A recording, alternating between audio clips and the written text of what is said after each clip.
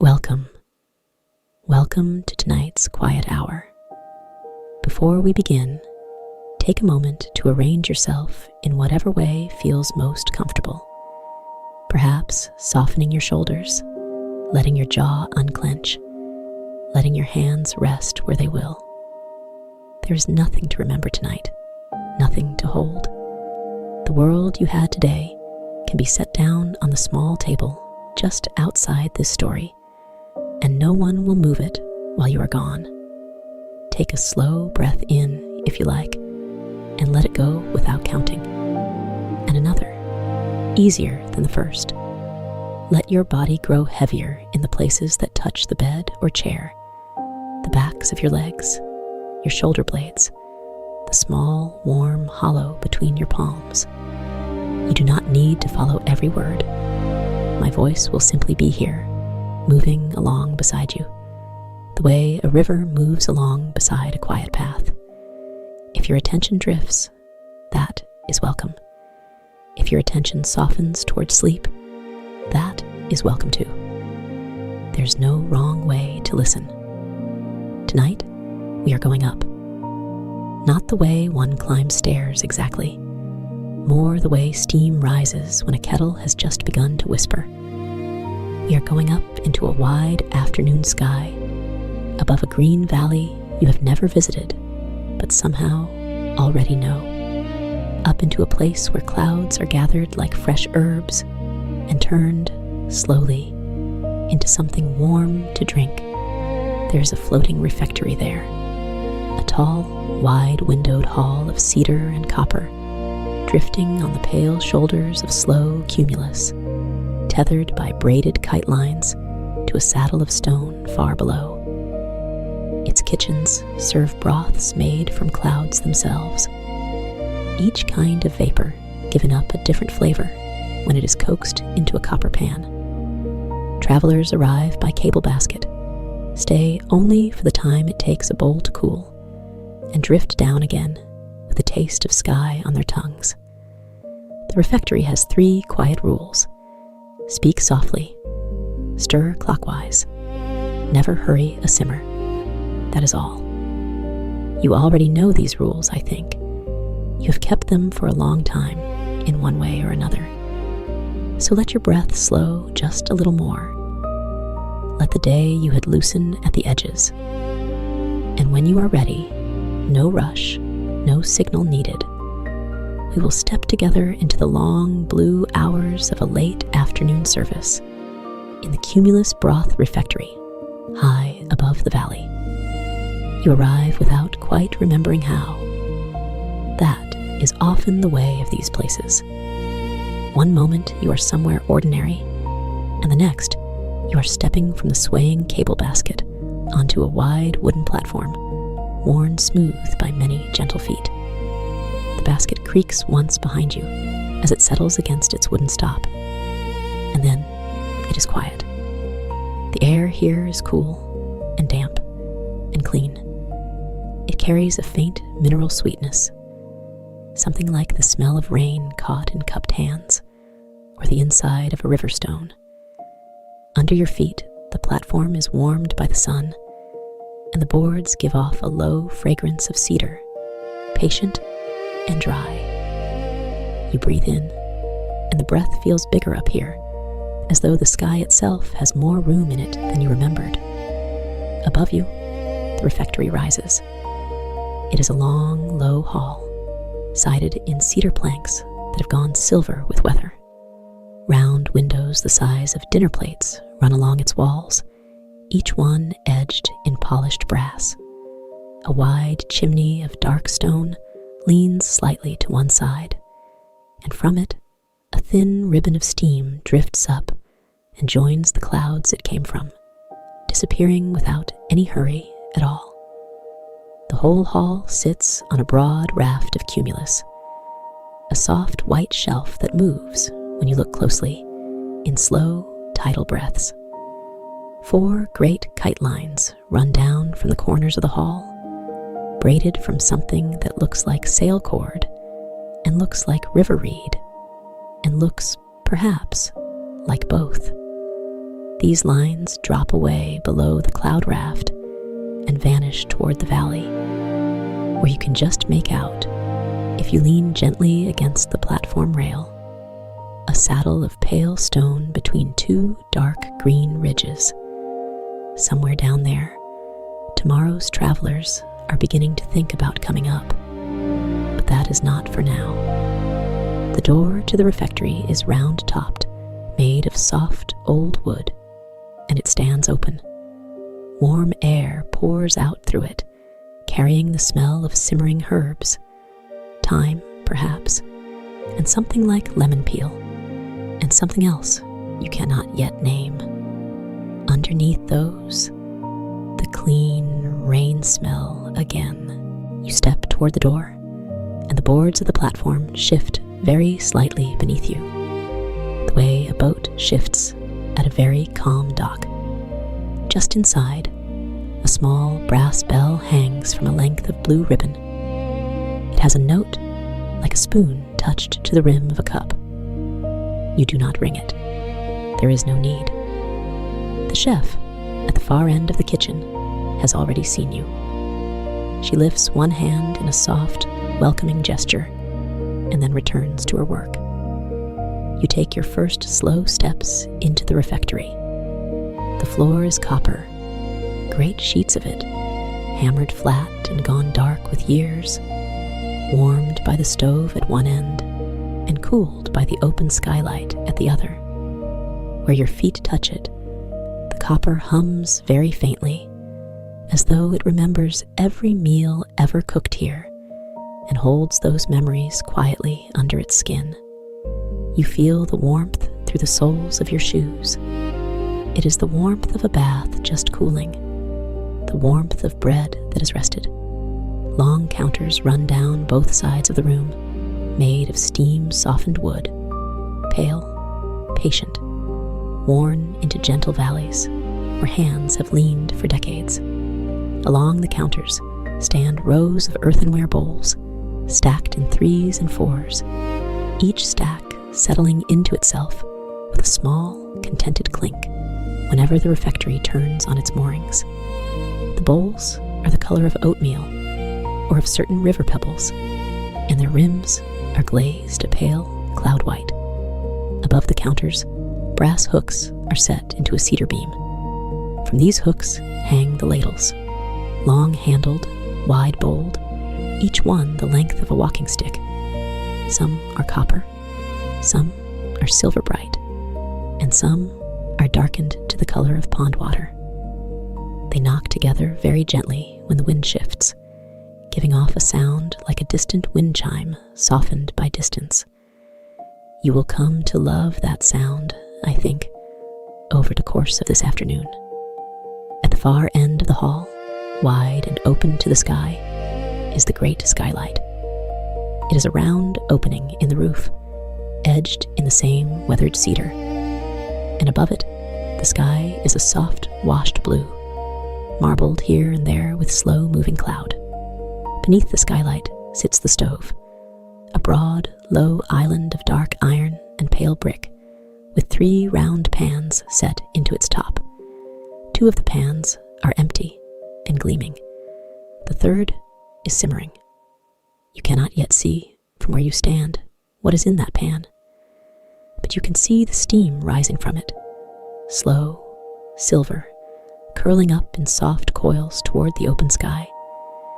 And you can see the chef beside it, patient as a heron, watching the steam and stirring every so often with a long wooden spoon.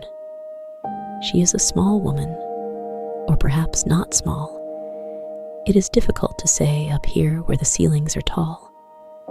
She wears a linen apron the color of wheat and a soft gray scarf tied loosely at her neck, and her sleeves are rolled to the elbow. Her hair is silver at the temples and dark at the crown, gathered into a knot with a wooden pin. Her face, when she turns it, is kind, and creased in the places where kindness has been used often. She does not smile with her mouth so much as with her eyes and the slight tilt of her head. She lifts the wooden spoon from the pan, taps it once, twice, against the pan's rim, and lays it across a small ceramic rest. Then she gestures gently for you to come nearer. You walk down the length of the copper floor, past the stacks of earthenware bowls, past the round windows through which the valley shows in patches of green and gold. The floor hums under your feet. The ladles knock softly overhead. The air grows warmer and sweeter, and full of the smell of simmering herbs and clean rain. You come to stand beside her at the stove. She hands you an apron of the same soft, wheat-colored linen, and you tie it around your waist.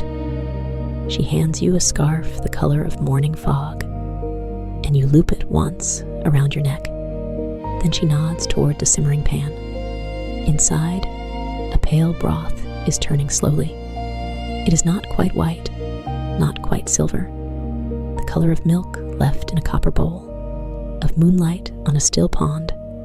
Small fragments of green herb float on its surface, leaves of thyme, threads of chive, a curl of something like lemon peel. The steam that rises from it smells first of clean rain, then, underneath, of something sweeter.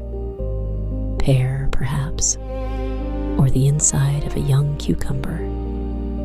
Then, deeper still, of stone warmed by the sun. The chef gestures once in a slow clockwise circle above the pan.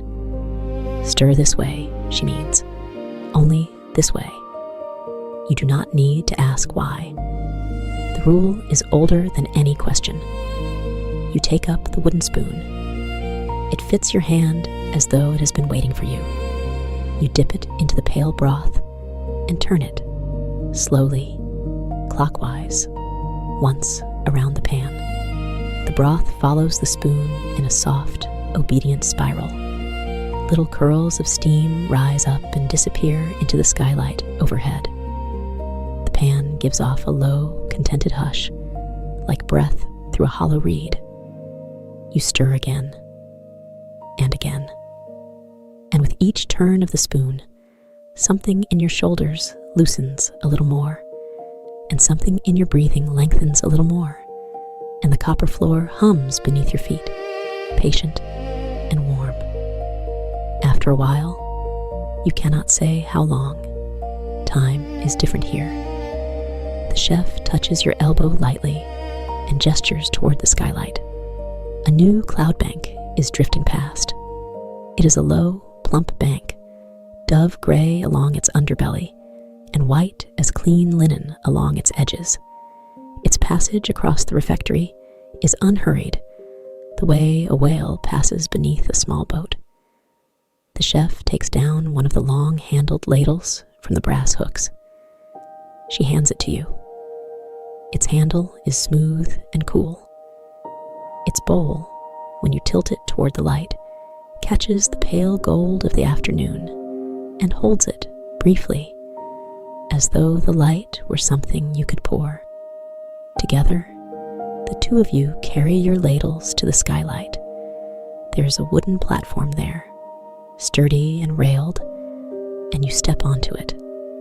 The cool, damp air drifts down through the opening and settles against your face like a soft, wet cloth. You breathe it in. It smells of rain that has not yet fallen. The chef raises her ladle up through the skylight into the passing cloud bank and gives it a slow, sweeping turn.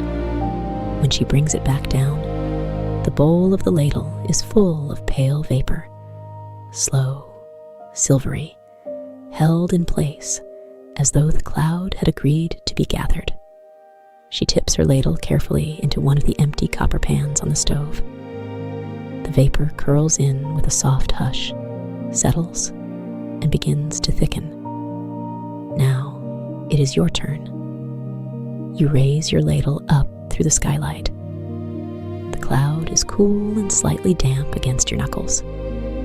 It smells of clean rain and mineral sweetness, and somewhere underneath, of a meadow you cannot quite remember. You give the ladle a slow, sweeping turn. You feel the vapor gather in the bowl, light but present, the way a held breath is light but present. You lower the ladle back down. Its bowl is full of pale vapor now, and you carry it carefully to the second copper pan. You tip it in. The hush of vapor curling into the copper pan is one of the softest sounds you have ever heard. It is the sound of steam finding its home. It is the sound of something wild being welcomed. The chef nods slowly, and you feel a small, warm pleasure in your chest, the pleasure of doing a gentle thing well. You do this again and again. The cloud bank drifts, patient and long, and you and the chef ladle from it in slow, unhurried scoops. Each ladleful of vapor curls into its copper pan and settles there.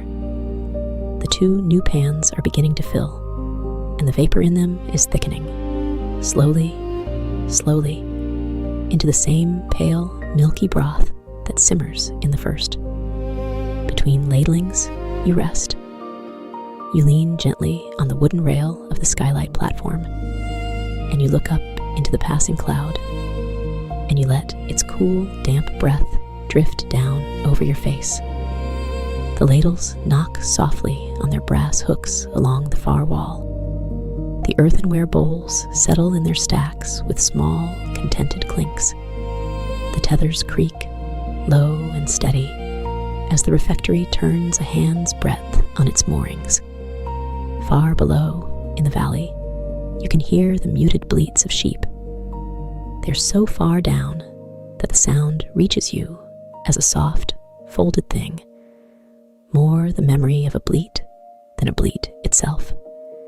There's a shepherd down there, perhaps, walking slowly along a green ridge with a stick in his hand. There are hedgerows and low stone walls and a small river the color of tea, but you cannot quite see any of these. You can only imagine them from the muted bleats and the shape of the ridges. And imagining them from up here is very peaceful indeed. The cloud bank finishes its slow drift past, and its trailing edge disappears beyond the Skylight's frame. The chef sets her ladle down and gestures toward the counters. There is work still to do. Quiet work, the kind of work that fills the spaces between ladlings. You step down from the Skylight platform and walk with her to the long wooden counter. She hands you a soft cloth, damp and warm, and takes another for herself. Together, you wipe down the wooden counter, long, slow strokes following the grain. The wood is old and soft, and steam softened, and it drinks the moisture from the cloth almost gratefully. Wherever you have wiped, the wood darkens for a moment, and then lightens again as it dries. You wipe past the stacks of earthenware bowls. You wipe around the small wooden salt cellar and the tiny brass pepper pot, and the little dish of dried thyme, and the shallow bowl of chopped chives that has been prepared for later. The counter grows clean beneath your hand, though it was not very dirty to begin with. This is not a place where dirt gathers quickly. The wiping is more a ritual than a chore, an attention, a gentle greeting to the surfaces of the room. When you are done, you fold the cloth into thirds and lay it beside the wooden salt cellar. The chef nods again. She takes down a small stack of earthenware bowls from a high shelf and sets them on the counter. You take up the bowls one at a time and arrange them in warm rows near the stove, where they will be within easy reach when the travelers begin to arrive. The bowls are heavier than they look, and their glaze is smooth as riverstone. Some are almost perfectly round. Others lean slightly to one side, the way handmade things do. You touch each one as you set it down. You have not thought about your hands in a long time, but now, arranging these bowls, you notice how patient your hands can be, how careful, how pleased to have a small, gentle task. The stacks grow slowly in warm rows along the counter. When they are done, the counter looks like a small, quiet town of pale pottery waiting for its visitors. The chef pours you a cup of something to drink, not the cloud broth, not yet, but a warm herbal tea, faintly green, in a small cup with no handle. You wrap both hands around it. The warmth moves up through your palms into your wrists, and from your wrists into your shoulders, and from your shoulders into the base of your skull. You drink the tea in small, slow sips. It tastes of mint and of something like meadowgrass, and of a very faint sweetness you cannot name. You stand together by the great stove and drink your teas, and neither of you speaks. Speech is not needed here. The refectory is full of quiet sounds already. The low hum of the copper floor, the gentle simmer of the 3 pans, the soft creak of the tethers, the faint knocking of the ladles on their brass hooks, and the two of you simply belong among these sounds without adding to them. After a while, you hear a different sound, a soft creak from the far end of the hall. The cable basket has arrived at the platform. Someone has come up from the valley. The first traveler steps in through the round-topped door. She is a tall, thin woman in a long gray coat with a scarf wound twice around her neck and a small canvas bag over her shoulder. Her boots are muddy at the toes from a valley path, but the mud is old and dry and does not travel far. She pauses at the threshold, as travelers here always do, and takes a slow breath of the warm, herb-scented air. Then she bows her head very slightly toward the chef and toward you, and steps inside. She does not speak. The rule about speaking softly is a rule most travelers take even further. Here, silence is a kindness. She walks to the counter, takes up an earthenware bowl from one of the warm stacks, and comes to stand beside the stove. The chef gestures gently for her to help herself. The traveler takes down one of the long ladles from the brass hooks and dips it slowly into the first simmering pan, the pan that has been thickening the longest, the pan with the deepest color. She fills her bowl with the pale, silvery broth. She sets the ladle carefully back on its hook, and the ladle knocks, very gently, against its neighbor. She carries her bowl to one of the round windows along the far wall, and sits down on the low cedar bench beneath it. From there, she can see the valley, the green ridges, the tea-colored river, the dark pines. She holds the bowl in both hands and blows across the surface once and watches the small ripples move outward. She will stay for the time it takes her bowl to cool. That is the way of this place, neither longer nor shorter. When the broth is drinkable, she will drink it slowly, and then she will bow her head again and step back through the round-topped door and take the cable basket down to the valley. And in her mouth, she will carry, for a little while, the taste of clean rain and pale simmering. Another traveler arrives, a round-shouldered man in a wide brown hat with soft hands and a quiet smile. He too takes a bowl, ladles his broth, and settles by a round window on the other side of the hall. Then a third, an elder in a dark blue robe, silver hair braided down her back, and a fourth, a young woman with paint on her cuffs, who might be a scholar or a painter, or both. None of them speak, They sit at their round windows and hold their bowls, and the pale gold afternoon light slants through the glass and lays itself gently across their shoulders. Steam curls up from each bowl and disappears toward the high cedar ceiling. It is a small congregation of quiet drinking, and you feel yourself moved by it, in the way one is sometimes moved by seeing many people doing the same gentle thing at once. You return to your tasks.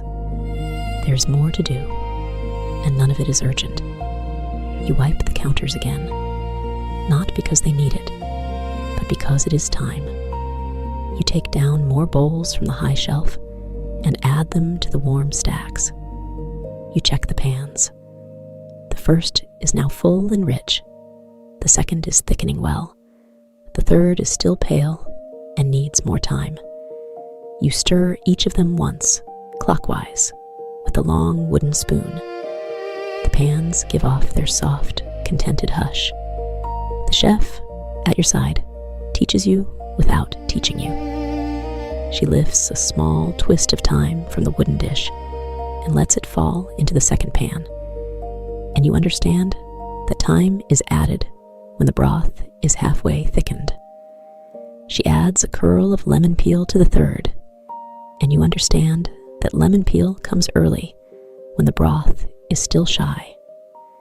She holds up a single dried petal, pale as cream, and lets it drift onto the first pan. And you understand that this petal is a finishing touch, added only in the last moments before serving. You take up the wooden spoon again and stir. Slowly, clockwise. The broth spirals gently. The steam rises. The copper floor hums. The tethers creak. The bowls settle. The ladles knock. The sheep bleat, muted, far below. Time drifts here the way the clouds drift outside, unhurried, generous, full of small, quiet gestures. A fifth traveler arrives, and a sixth. They ladle their broths, sit at their windows, drink slowly. The first traveler, the tall, thin woman in the long gray coat, finishes her bowl.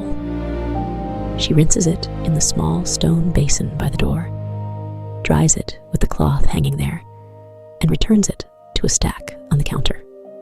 Then she bows her head once more, softly, and steps out through the round-topped door. You hear the soft creak of the cable basket as she settles into it, and then the long, slow whisper of the line as it lowers her toward the valley. She carries the taste of sky in her mouth. She carries the warmth of the bowl in her palms. She carries a little of the refectory's silence in her chest, and it will stay with her for hours, perhaps for days. The round-shouldered man in the brown hat rises next and follows the same slow ritual. The elder in the blue robe stays longer. She is savoring, but eventually she too rises and rinses and bows and leaves. The young woman with paint on her cuffs stays longest of all, watching the valley through her round window as though she were painting it in her mind. And finally she too bows and goes. By and by, the refectory is quiet again.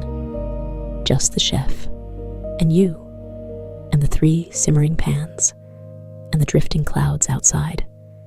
The chef gestures for you to come to the great skylight once more.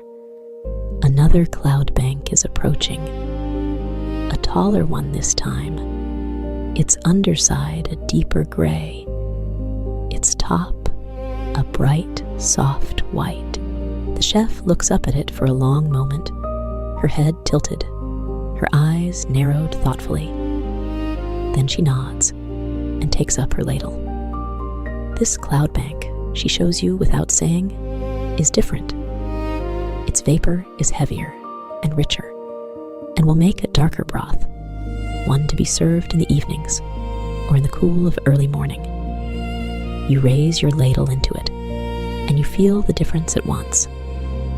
This vapor is cooler, denser, more like wet linen than like breath. gathers in your ladle's bowl more slowly, but more completely. And when you tip it into an empty copper pan on the stove, it settles with a lower, deeper hush. You gather ladleful after ladleful. The pan begins to fill. The vapor is a rich pearl gray, and as it warms, it releases a scent you have not smelled here before. A scent like a forest floor after rain, like moss on old stone, like wood smoke from a distant chimney. It is a scent for the ending of days. The chef beside you has closed her eyes. She's breathing in the vapor, learning it, memorizing it.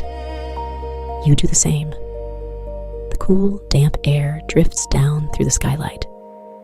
The scent of forest floor and moss and distant wood smoke curls up around you. Your shoulders soften still further. Your breathing lengthens still more.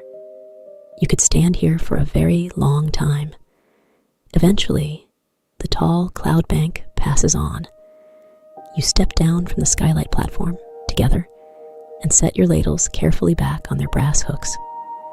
They knock softly against their neighbors, a small, welcoming sound. The afternoon light has changed. It is deeper now, more amber than gold, and it slants through the round windows at a lower angle, laying long, soft rectangles across the copper floor.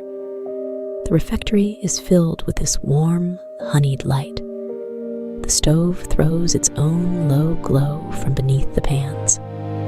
The steam rises and turns pink at the top, where the light catches it, and disappears up through the high cedar ceiling. You realize, without quite noticing when it happened, that you have been humming under your breath, some small, wordless tune, something the copper floor might have taught you, or something the tethers might have sung. You let the humming go, and it dissolves gently into the air. The chef touches your elbow again. It is time for the two of you to eat. She lifts down 2 of the earthenware bowls from a warm stack. She hands one to you.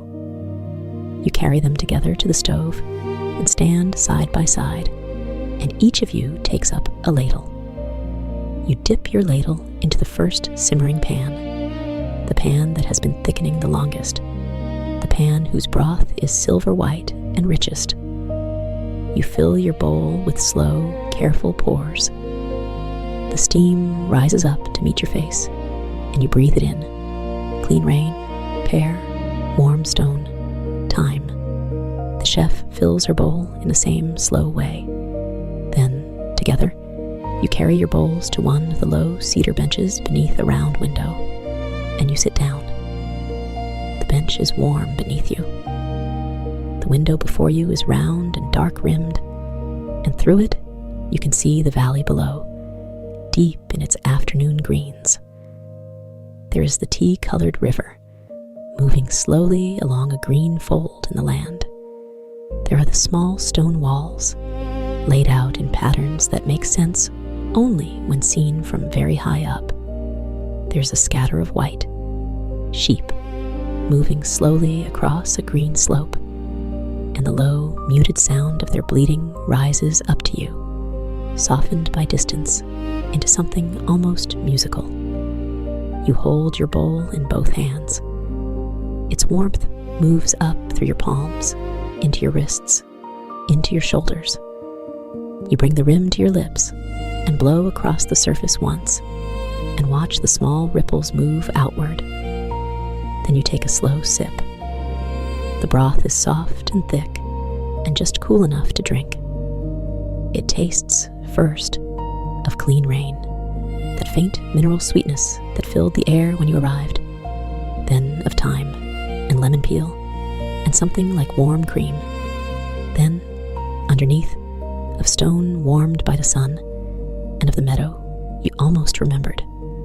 It slides down your throat and settles in your chest like a small, warm animal curling up to sleep. You take another sip, and another. The chef sips beside you, slowly, her eyes eyes half closed. Neither of you speaks. The refectory is very quiet around you. Just the low creak of the tethers, the faint clink of a bowl settling in its stack, the distant bleat of sheep in the valley far below. Time softens further still. Your bowl empties, one slow sip at a time. The last of the broth is the sweetest, gathered at the bottom, thick with the faintest sediment of herbs. You tilt the bowl and drink the last of it, and set the empty bowl on the bench beside you. The chef finishes her broth in the same slow way and sets her own bowl beside yours. Then she leans back a little against the wall beneath the round window and closes her eyes and lets a long, contented breath out through her nose. You do the same. The light through the round window is amber now and slanting more steeply, laying itself in a long, warm bar across your lap. You can feel it soaking gently into your legs. You can feel the warmth of the empty bowl beside your hand.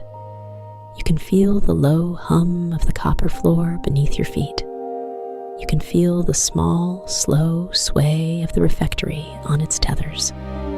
You could fall asleep here, easily, right on this cedar bench, under this amber light, with the round window full of green valley and the muted bleats of sheep drifting up. You could fall asleep here, and no one would mind. But there is a little more to do first.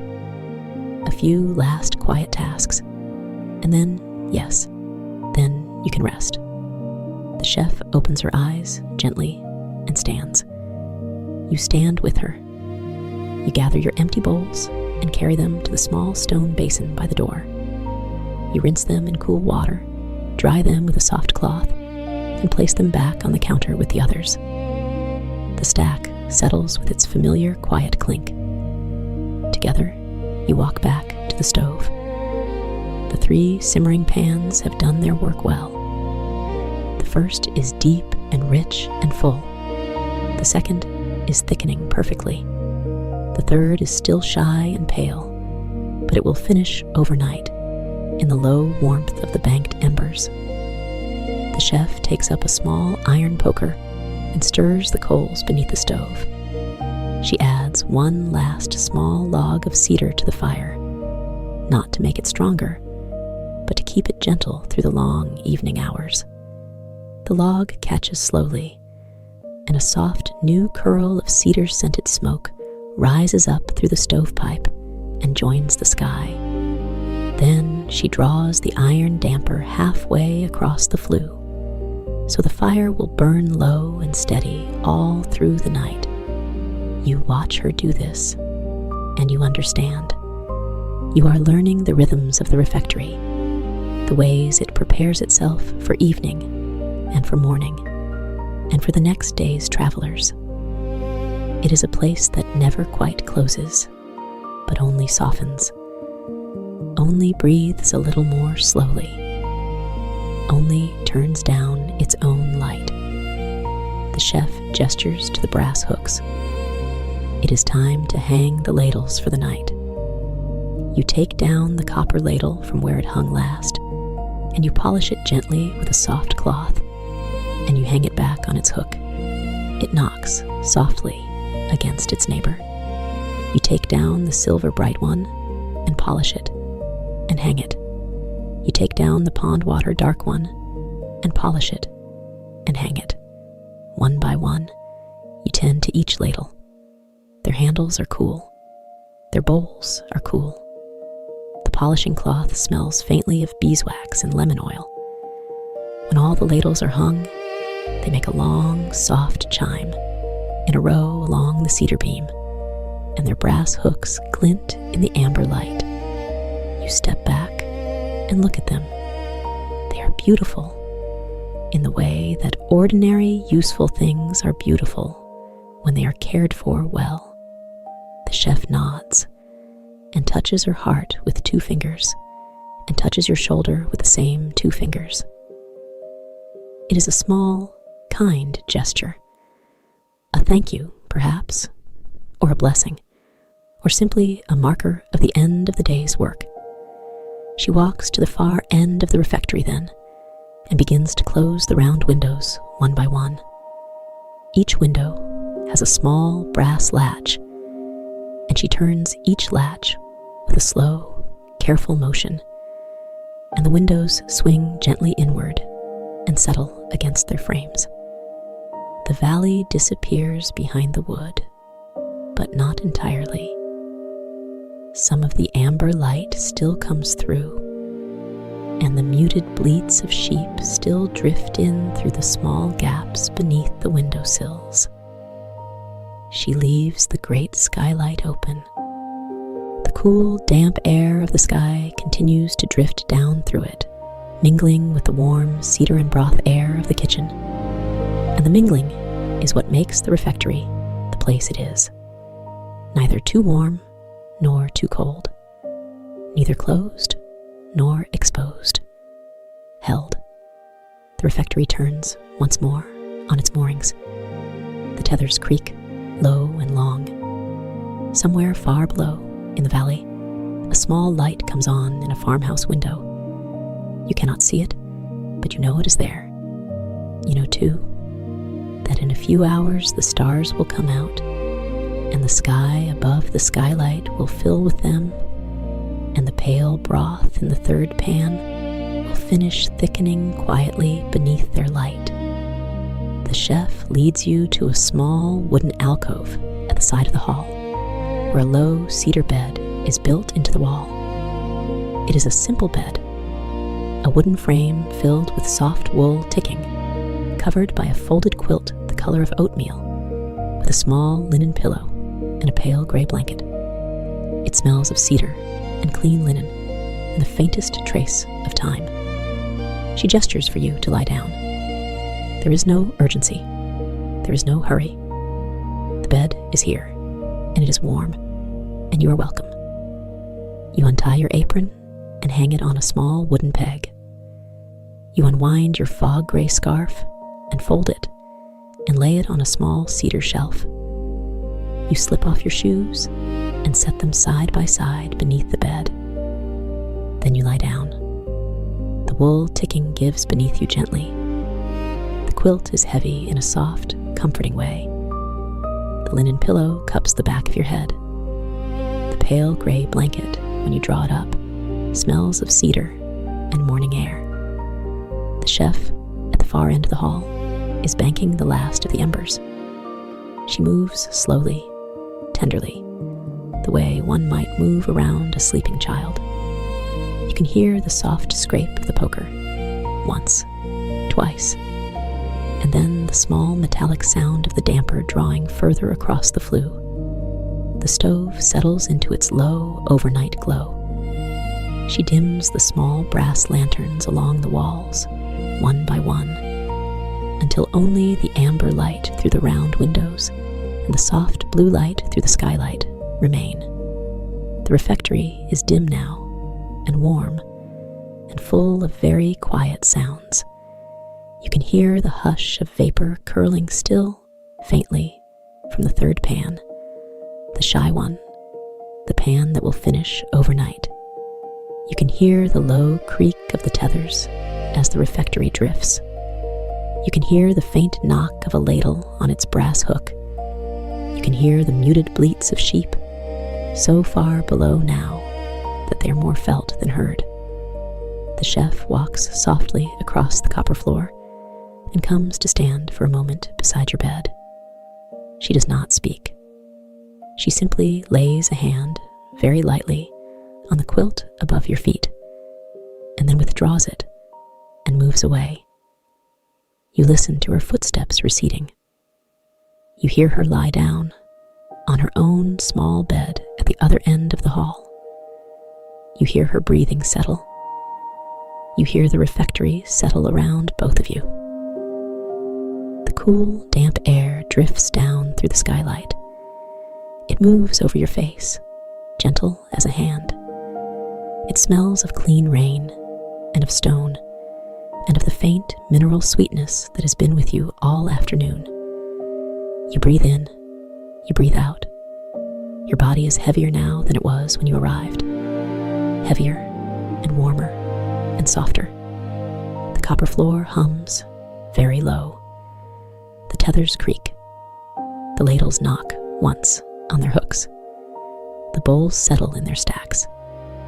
Somewhere far below, a sheep bleats, and the sound is folded and folded again by distance until it is almost a lullaby. You breathe in, you breathe out. The amber light through the round windows is dimming toward rose. The blue light through the skylight is deepening toward violet. Somewhere, a star is beginning. Somewhere, a cloud is drifting past, and its pale vapor is curling gently through the open skylight and settling into the third pan on the stove. And the pan is thickening it into broth so slowly, so patiently, that you can hardly hear it happen. You breathe in, you breathe out.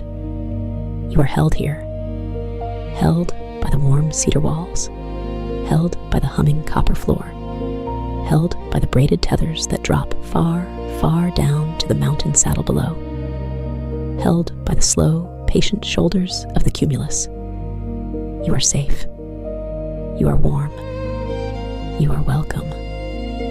The refectory turns, another hand's breadth on its moorings. Your breath slows.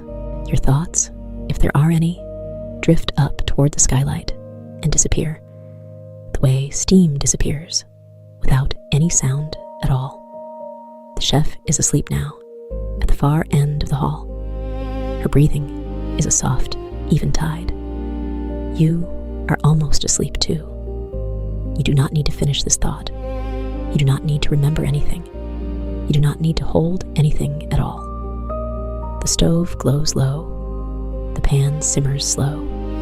The vapor curls. The tethers creak. The bowls settle. The ladles knock once softly and are still. The sky above the skylight fills slowly with the first of the evening stars. You breathe in, you breathe out, and the Cumulus Broth Refectory holds you gently as it drifts on the shoulders of the slow evening clouds.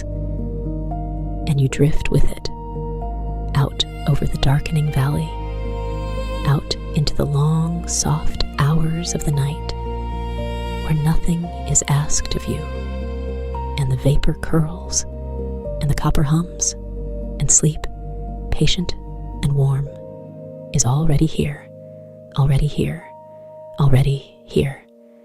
Sleep well, and yet the night is long, and the refectory drifts on, and there is still more softness to settle into, if you wish. You may stay here, in this warm cedar room, for as long as you like. The stove will keep its low glow. The pans will keep their patient simmer. The tethers will keep their slow, easy creak. Nothing here is in a hurry. Nothing here needs your attention. Nothing here is going anywhere you are not already going. You breathe in. You breathe out. Somewhere along the copper floor, a small, warm current moves. The sort of current that gathers under a stove that has been burning gently for many hours. It moves along the seams of the copper plates. It moves under the low benches. It moves under the soft wool blanket that has been draped at some point across your knees. You do not remember the blanket arriving. Perhaps the chef laid it there before she slept. Perhaps it has been there all along. It does not matter. It is warm. It smells faintly of cedar, and faintly of the herbs that hang from the beams, and faintly of the broth that has been simmering so patiently all evening. Above you, the skylight is filling slowly with stars. You watch one appear, then another, then a third, a little brighter, a little lower, resting just at the rim of the wooden frame. The stars do not blink here. They simply are. They rest in the dark blue, the way small white stones rest in the bed of a shallow stream, patient and unbothered. And there, you breathe in, you breathe out. The refectory turns, another hand's breadth on its moorings. The cloud beneath it shifts gently, the way a large, soft animal shifts in its sleep without waking. You feel the smallest sway, the kind of sway that a cradle makes, the kind of sway that a boat makes at anchor, the kind of sway that a hammock makes when the breeze has almost, but not quite, gone still. Somewhere in the rafters, a wooden wind chime knocks, once softly, and is quiet again. Somewhere in the pantry, a jar settles by a hair's width on its shelf. Somewhere in the third pan, the broth thickens by another whisper. You are not required to notice any of this. These things are simply happening patiently in the world around you, the way they have been happening all evening, the way they will keep happening long after you have gone to sleep. You breathe in, you breathe out. If your mind drifts, let it drift. There is nowhere it can wander that is not soft. The whole of this cloud is soft. The whole of this refectory is soft. The whole of this long, patient night is soft. Let your shoulders rest a little heavier against whatever holds them. Let your jaw rest a little looser. Let your hands rest a little further open. Let your feet rest a little further apart. There is nothing to hold. There is nothing to carry. There is nothing to keep watch over. The chef keeps watch in her sleeping way. The stove keeps watch in its low glow way. The cloud keeps watch in its patient shouldering way. The stars keep watch in their quiet resting way. You are watched over. You are held. You are welcome. You breathe in. You breathe out. Time in the refectory has grown very slow. It moves the way honey moves off the back of a wooden spoon. It gathers itself, and it lingers, and it lowers, and it lingers again. There is no hurry in it. There is no edge in it. There is only the slow, patient falling of one soft moment into the next. You breathe in. You breathe out. Perhaps you notice, without quite noticing, that the sound of the copper humming has changed. It is a little lower now, a little more distant. The way a river sounds when you have walked a small way from its bank and the trees have begun to soften its voice. Perhaps you notice, without quite noticing, that the light in the room has changed. It is a little dimmer now. The stove glow has drawn itself inward, the way a cat draws itself inward when it settles to sleep on a warm sill. Perhaps you notice, without quite noticing, that your own edges have grown softer. The place where your hand meets the blanket, the place where your back meets the bench, the place where your breath meets the air. All of these places have grown gentle and blurred and kind. You breathe in, you breathe out. Far below the refectory, the valley is deep in its own sleep. The small lamps in the small windows of the small houses have gone out, one by one, all evening long. The paths between them are empty and pale under the starlight.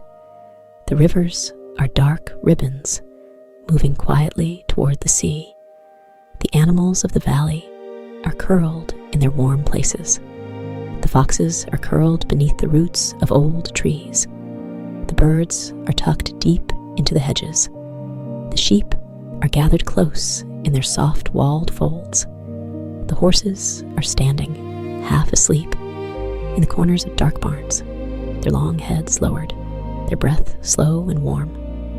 Everything below you is resting. Everything above you is resting.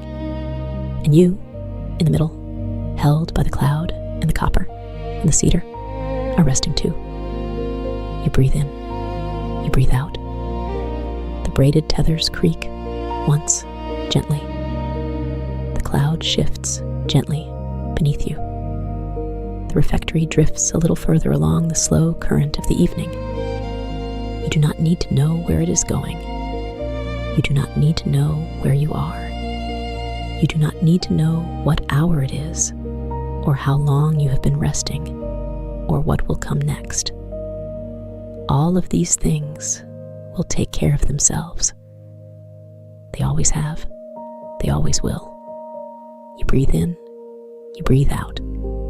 Somewhere in the pantry, the small clay jars of dried herbs are settling into their shelves. The lavender is settling. The chamomile is settling. The dried apple peel is settling. The small twist of vanilla bark is settling. Each of them, in its own patient way, is easing itself deeper into the wood. Somewhere along the wall, the long wooden spoons are hanging on their hooks and swaying, the tiniest sway, as the refectory drifts. Their handles are smooth. Their bowls are worn. They have stirred 1,000,000 pots of broth, and they will stir 1,000,000 more, and just now they are resting. Somewhere along the beams, the bundles of bay leaves are rustling, the softest rustle, as the warm air of the stove passes them by. It is a sound like a very old, very small library turning one page. You breathe in, you breathe out. The stove glows low, the pan simmers slow, the vapor curls, the tethers creak, the bowls settle, the stars gather, the blanket warms, the cedar breathes, and you drift. You drift the way the refectory drifts, gently, on the shoulders of the slow evening cloud. You drift the way the vapor drifts, up through the skylight, and out into the darkening blue. You drift the way sleep drifts, when it has been waiting patiently at the edge of the room, and is at last invited in. You breathe in, you breathe out. If there is any small thought still moving in you, let it be a soft one. Let it be the thought of the copper floor humming beneath the stove. Let it be the thought of the wool blanket over your knees. Let it be the thought of the third pan, thickening its broth of cloud, one patient whisper at a time. Let the thought hold you for a moment, and then let it go, the way the skylight lets the vapor go, without any sound at all. You breathe in, you breathe out. The refectory turns, another hand's breadth on its moorings. The cloud shifts gently beneath. The chef, at the far end of the hall, breathes in her soft, even tide, and you, here, in the middle of all this softness, are almost gone. There's no need to hold on. There's no need to stay awake. There's no need to hear the rest of these words. If sleep comes now, let it come. If it comes in a little while, that is also well. The refectory will keep drifting either way. The stove will keep glowing either way. The stars will keep gathering either way. You are held. You are warm. You are welcome. You breathe in. You breathe out. The wooden wind chime knocks once softly in the rafters and is quiet again. The long spoons sway, the tiniest sway, on their hooks. The bundles of bay leaves turn one small page. The third pan whispers. The vapor curls, and the night deepens kindly all around you. You breathe in, you breathe out. Somewhere, the small owl that has been keeping its patient watch on a fence post far below has closed its round eyes. Somewhere, the last of the evening moths has folded itself into the seam of a warm windowsill. Somewhere, a small stream is moving over small stones. and the stones are polishing, very slowly, in the dark. None of these things need anything from you. They are only happening, gently, in the world. The way things happen all night long, whether or not we are awake to notice. You breathe in, you breathe out. The cedar walls hold you. The copper floor holds you. The braided tethers hold you. The patient shoulders of the cloud hold you. And beneath the cloud, the mountain saddle holds the cloud. And beneath the mountain, the deep old stone holds the mountain. And beneath the stone, the slow, warm heart of the world holds the stone. And you are held all the way down by all of it. You are held all the way down. You are held all the way through. You are held. You breathe in. You breathe out. Your eyes, if they are open, may close now. Your shoulders, if they are still holding anything, may let it slip.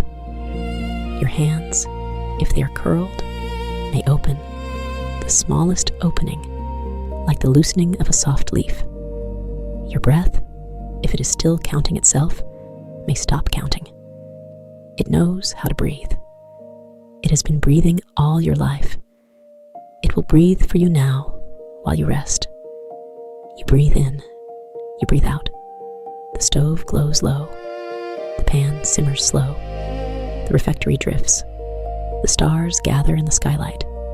The chef sleeps. The cloud carries. The valley rests. And you rest with it. You rest with the cloud. You rest with the mountain. You rest with the small stream and the polished stones. You rest with the small owl on its patient fence post, its round eyes closed. You rest with the horses in the dark barns, their long heads lowered. You rest with the sheep in the soft walled folds. You rest with the foxes beneath the roots of old trees. You rest with the birds tucked deep into the hedges. You rest with everything that is resting. You rest. You rest. You breathe in. You breathe out. There's very little left to say. The story has told itself. The refectory has settled into its slow drift. The night has settled into its long, soft hours. There's only this. You are here, and you are safe, and you are warm, and you are welcome, and sleep is already with you. Sleep is already with you. Sleep is already here. You do not have to reach for it. You do not have to invite it in. It has been waiting, patiently, all evening long, at the edge of the warm cedar room, and it has come and sat down beside you, and it has rested its soft hand on the back of yours, and it is going to stay. You breathe in, you breathe out. The wooden wind chime knocks, once softly. The tethers creak, once gently. The vapor curls, one last quiet curl, up through the skylight, and disappears into the dark blue among the stars. And the refectory drifts on, held by the cloud, held by the tethers, held by the mountain, held by the deep old stone, held by the slow, warm heart of the world. Held, held, held. You breathe in, you breathe out. The copper hums so softly now that it is almost only a memory of humming. The stove glows so softly now that it is almost only a memory of glowing. The stars in the skylight are so many, so patient, so quiet. You are almost gone. You are almost asleep. You are almost already in a country beyond this one. The soft country, the warm country, the country where nothing is asked of you and everything is well. Go there now. Go gently. Go the way vapor goes. Go the way the refectory goes, drifting on the shoulders of the slow evening cloud, out over the darkening valley, out into the long, soft hours of the night. Go and rest. You breathe in, you breathe out. The stove glows low. The pan simmers slow. The vapor curls, tethers creak, the stars gather, the cedar breathes, the blanket warms, the chef sleeps, the cloud carries, and you drift and drift and drift out into the long, soft hours where nothing is asked of you, where nothing needs holding, where nothing needs remembering, where sleep is already here, already warm, already patient, already kind, already yours. The refectory drifts, the cloud carries, the stars keep their quiet watch, and you are gone gently into sleep. Sleep well, sleep long, sleep warm, sleep held, sleep well and well.